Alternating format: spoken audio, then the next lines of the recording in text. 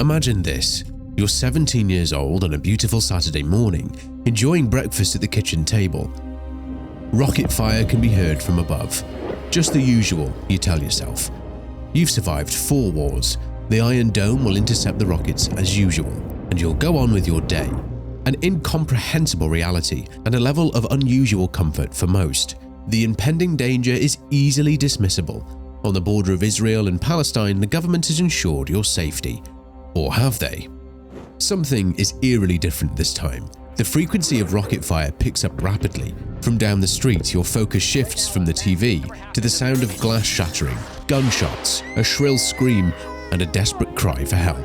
A rush of fear races down your spine. Your pulse increases, and reality sets in. Your community has been invaded, and the 5th most intense war of your life has begun. Since 2008, Hamas and Israel have engaged in 5 wars. To put this timeline into perspective, a 2-year-old child born at the very start and lucky enough to escape death each time has since witnessed every single war. Most individuals globally have endured 1 war, if even that, since birth, let alone a staggering 5. In this video, we'll take you on a journey through the key events in time that led to the escalation of violence on the border of Israel on Saturday, October 7th, 2023. A day marked globally as the worst massacre to occur since the Holocaust.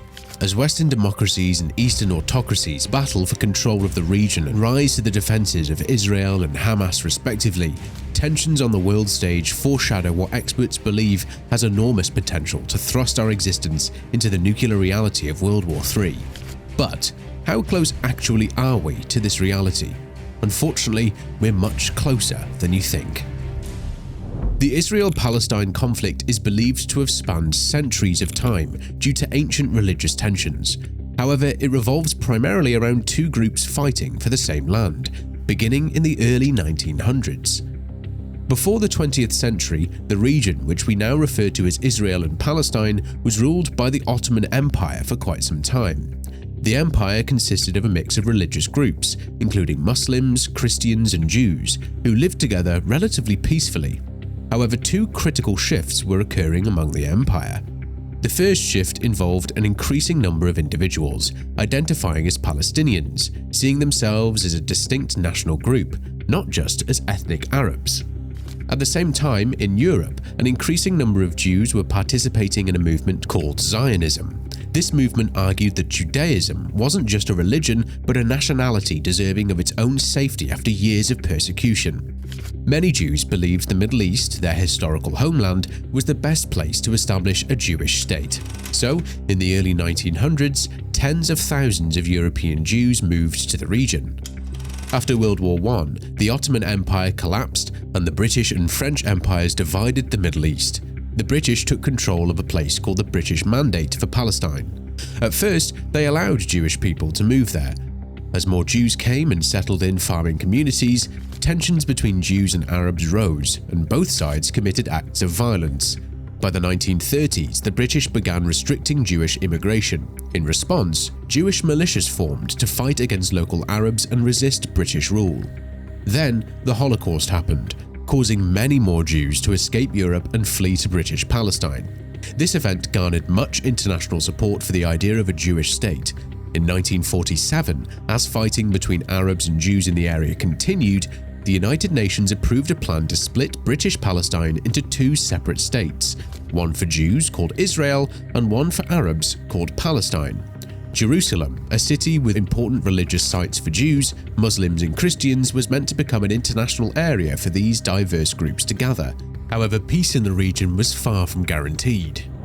The plan aimed to give Jews their state, establish Palestinian independence, and end violence the British couldn't control. Jews accepted the plan and declared Israel's independence. However, many Arab nations saw this UN plan as more European colonialism, trying to take their land. So, several Arab countries recently gaining independence declared war on Israel, hoping to create a united Arab Palestine, where all of British Palestine had once been. Israel ultimately won the war but expanded beyond the borders set by the UN plan, taking control of the western part of Jerusalem and much of the land meant for Palestine. They also forced many Palestinians from their homes, leading to a large refugee population whose descendants number around 7 million today. After the war, Israel controlled most of the land except for Gaza, controlled by Egypt, and the West Bank, west of the Jordan River, controlled by Jordan. This marked the start of a long-standing Arab-Israeli conflict. During this time, many Jewish people in Arab-majority countries fled or were kicked out and came to Israel. Then, a significant event unfolded in 1967. Israel and neighboring Arab states fought another war. At its end, Israel had taken the Golan Heights from Syria, the West Bank from Jordan, and both Gaza and the Sinai Peninsula from Egypt. Israel was now occupying the Palestinian territories, including Jerusalem and its holy sites. After the war in 1967, Israel found itself responsible for governing the Palestinians, with whom it had been in conflict with for many years. In 1978, with the help of the United States, Israel and Egypt signed an important peace agreement called the Camp David Accords. As part of this agreement, Israel returned the Sinai Peninsula to Egypt. This move was highly controversial in the Arab world, since it excluded input from the Palestinians, ultimately leading to the assassination of Egypt's president Anwar Sadat. However, it marked what was believed to be the beginning of the end of the broader Arab-Israeli conflict. Over the following decades, other Arab countries gradually made peace with Israel, although they didn't always sign formal peace treaties. But Israel still controlled the Palestinian territories of the West Bank and Gaza with its military, turning the conflict into an Israeli-Palestinian struggle. The Palestinian Liberation Organization, or the PLO, formed in the 1960s to seek a Palestinian state, fought against Israel, including through acts of terrorism. Initially, the PLO aimed to claim all of the land that had been British Palestine, which would mean the end of Israel. This conflict continued for years, and at one point Israel even invaded Lebanon in 1982 to push the PLO out of Beirut. Later, the PLO indicated a willingness to accept a land division between Israel and Palestine, but the conflict persisted. During this time, Israeli settlers began moving into the Israeli-occupied Palestinian territories, like the West Bank and Gaza. These settlers established their homes there, sometimes for religious reasons, to assert Israeli claim to the land, or because housing was affordable and often subsidized by the Israeli government.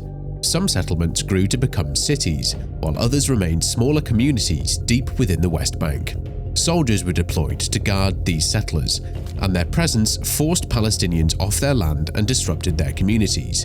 In the short term, this made life much more difficult for Palestinians living under occupation. In the long term, these settlements made it increasingly challenging for Palestinians to have their independent state because the settlers divided the land. Today, hundreds of thousands of settlers are in the occupied territories, even though the international community considers their presence illegal. In the 1980s, Palestinian frustration reached a breaking point, leading to what is known as the Intifada, an Arabic word for uprising. It started with protests and boycotts, but soon turned violent. Israel responded with significant force, resulting in the deaths of hundreds of Israelis and over 1,000 Palestinians during the first Intifada. Around the same time, a group of Palestinians in Gaza, dissatisfied with the PLO's approach, formed Hamas, a more extremist and violent organization dedicated to the destruction of Israel. By the early 1990s, it became clear that Israelis and Palestinians needed to make peace, and leaders from both sides signed an agreement known as the Oslo Accords. This was seen as the first significant step toward the possibility of Israel eventually withdrawing from the Palestinian territories and allowing the creation of an independent Palestine. The Oslo Accords led to the establishment of the Palestinian Authority, giving Palestinians some autonomy in certain areas to govern themselves. However, there were hardliners on both sides who opposed this peace agreement. Members of Hamas, a Palestinian group, carried out suicide bombings to sabotage the peace process. Right-wing activists protested the peace talks on the Israeli side. Some even labeled Prime Minister Yitzhak Rabin as a traitor and Nazi. Tragically, Rabin was assassinated by a far-right Israeli shortly after signing the second round of the Oslo Accords. This violence demonstrated how extremists could use violence to disrupt peace efforts, perpetuating the conflict as they sought the destruction of the opposing side. Negotiations meant to finalize peace agreements dragged on for years, and a major summit in 2000, known as the Camp David Summit, did not yield any significant results. Palestinians grew increasingly skeptical that peace was achievable and launched a second intifada, a more violent uprising than the first. By the time it subsided a few years later, around 1,000 Israelis and 3,200 Palestinians had died. The Second Intifada changed the dynamics of the conflict. Israelis became more doubtful that Palestinians would ever accept peace, and Israeli politics shifted to the right. Israel constructed walls and checkpoints to control the movement of Palestinians, with the focus shifting from solving the conflict to managing it. Palestinians, on the other hand, felt that negotiations had failed and violence had not brought them any closer to their goals. They were stuck living under an expanding occupation with an uncertain future as people. In 2005, Israel withdrew from Gaza, but this led to a power struggle between Hamas and the Palestinian Authority, resulting in a civil war that divided Gaza from the West Bank.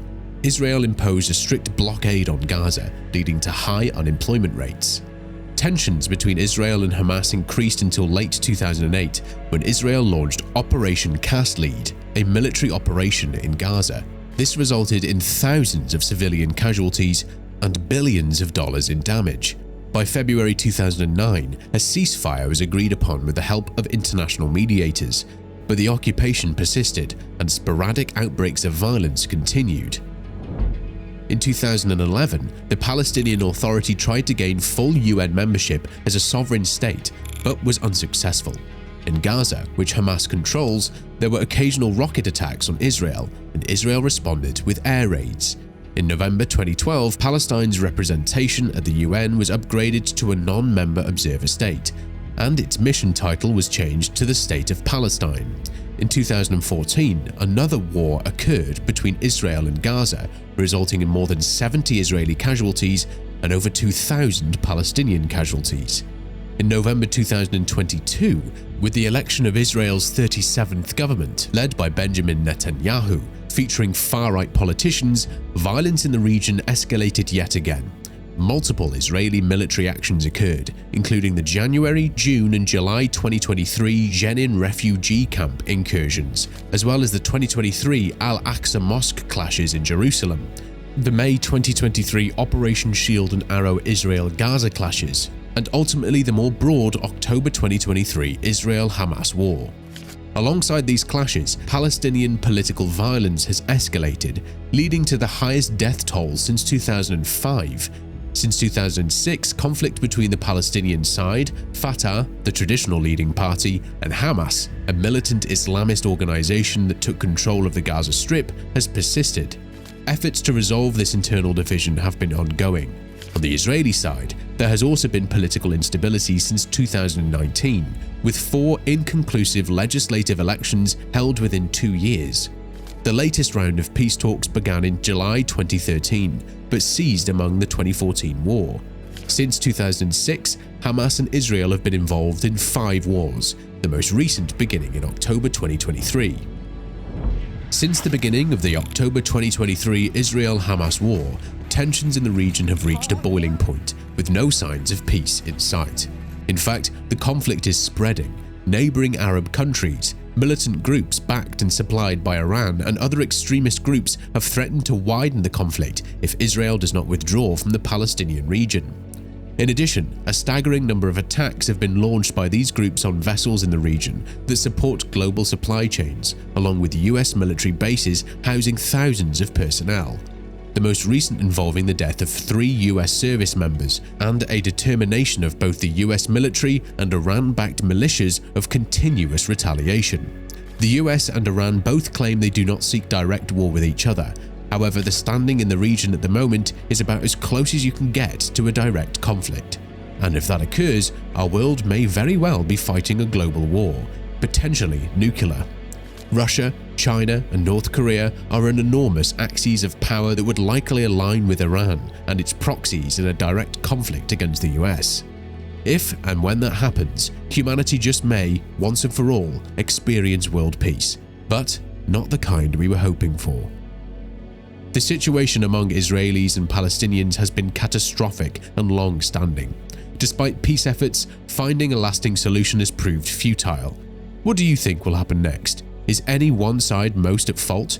Have a groundbreaking idea for peace? Let us know in the comments below. Ready to continue your journey and learn about other global disasters? Click the video on screen and we'll see you there.